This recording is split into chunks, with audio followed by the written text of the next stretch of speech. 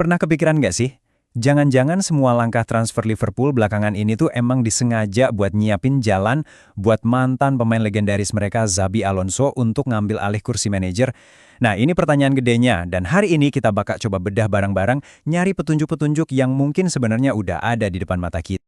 Oke, biar jelas kita bakal bahas ini satu persatu. Pertama, kita mulai dari situasi panas di Anfield sekarang. Terus kita lihat karir Alonso yang, kayak roller coaster. Habis itu kita bongkar sistem taktik yang kayaknya emang dibangun buat dia. Nah, yang paling seru, kita cari bukti-bukti dari transfer pemain, dan terakhir, kita cari tahu kapan kira-kira semua ini bisa kejadian. Oke, kita mulai dari bagian pertama, situasi di Anfield. Coba deh kita rasain dulu suasananya. Lagi ada keresahan nih di antara para fans Liverpool. Dan ya, kalau udah kayak gini, biasanya kan mereka suka nostalgia, ngelihat ke belakang buat nyari harapan untuk masa depan. Suasananya tuh benar-benar tegang, puncaknya pas seri 1-1 lawan Burnley baru-baru ini. Di Anfield, cemoohan keras dari fans itu, itu sinyal yang nggak bisa diabaikan. Itu udah tanda frustrasi yang dalam banget, dan artinya mereka nuntut adanya perubahan. Sekarang juga. Dan ya, frustrasinya itu ada alasannya. Buat klub sekelas Liverpool, ketinggalan 14 poin dari puncak klasemen, itu udah masuk kategori krisis. Jelas, tekanan buat manajer yang sekarang jadi makin gede, dan para fans pun udah mulai nagih jawaban. Nah, di tengah situasi genting inilah, muncul satu nama yang terus disebut-sebut, Xabi Alonso, mantan pahlawan mereka yang kebetulan baru aja nganggur setelah petualangannya di Real Madrid selesai. Ya jelas, para fans ngeliat dia sebagai sosok yang paling pas buat ngebangkitin tim lagi. Tapi sebentar dulu, siapa sih Xabi Alonso versi manajer ini? Perjalanan karir kepelatihannya itu emang singkat, tapi dramatis banget. Coba deh kita lihat lebih dekat dua babak karirnya yang benar-benar beda 180 derajat. Ini nih, benar-benar kayak roller coaster. Tahun 2024, dia dielu-elukan sebagai jenius, bawa Bayer Leverkusen juara Bundesliga tanpa kalah sekalipun. Sejarah itu. Tapi loncat ke Januari 2026, mimpinya di Real Madrid hancur, dipecat cuma dalam 7 bulan. Jadi poin kuncinya di sini tuh kontrasnya yang gila banget. Di Jerman, dia itu pahlawan. Di Spanyol, jabatannya selesai cepet banget di tengah gosip-gosip ribut sama pemain-pemain bintangnya. Ini nunjukin dua sisi dari Alonso sebagai manajer. Di satu sisi, dia jenius taktik, tapi di sisi lain, dia juga punya potensi bikin konflik di ruang ganti. Nah, sekarang kita masuk ke inti pembahasannya nih. Isu ini tuh bukan cuma soal ganti manajer, tapi soal potensi ngerombak total filosofi main tim. Soalnya, ada perbedaan yang fundamental banget antara taktik Liverpool sekarang sama gaya main yang disukai Alonso. Coba deh lihat perbandingannya. Liverpool kan biasanya main pakai 4 back di formasi 4-2-3-1. Nah, Alonso ini, sukses terbesarnya justru datang pas dia pakai formasi 3-4-3. Sistem ini tuh kuncinya ada di 3 back tengah yang solid dan 2 wingback yang super aktif. Terus apa sih wingback itu?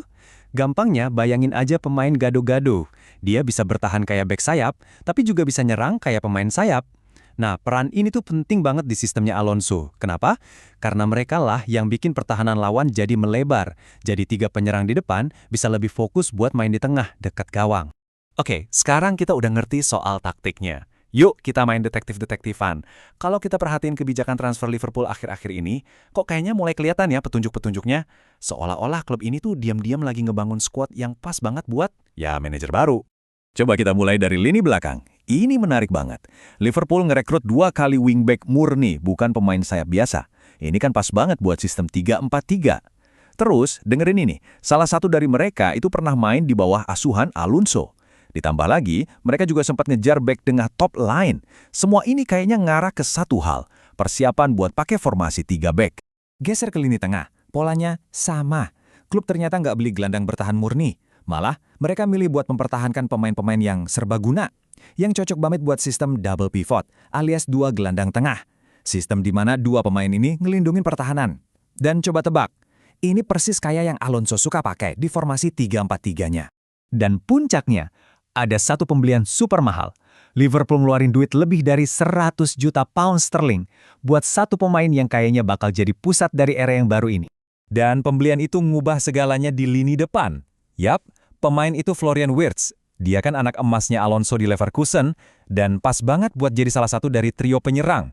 Dengan masuknya Wirtz, keputusan ngebiarin Luis Diaz pergi jadi masuk akal.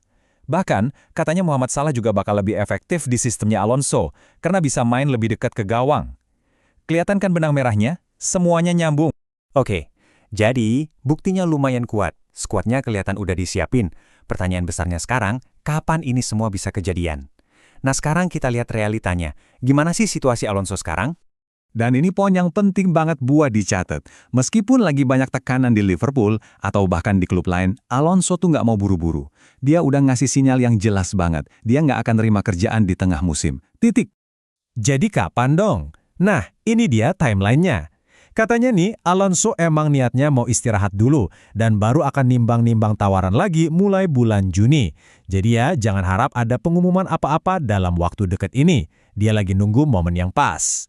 Jadi kita balik lagi ke pertanyaan di awal. Skuad Liverpool yang sekarang ini, kok kayaknya pas banget ya, kayak dirancang khusus buat sistem mainnya Xabi Alonso. Tiap transfer, tiap keputusan, semuanya kayak ngarah ke dia. Pertanyaannya, apa ini semua emang bagian dari rencana besar yang jenius? Atau cuma kebetulan yang luar biasa aja? Nah, kayaknya jawaban pastinya baru bakal kita tahu bulan Juni nanti.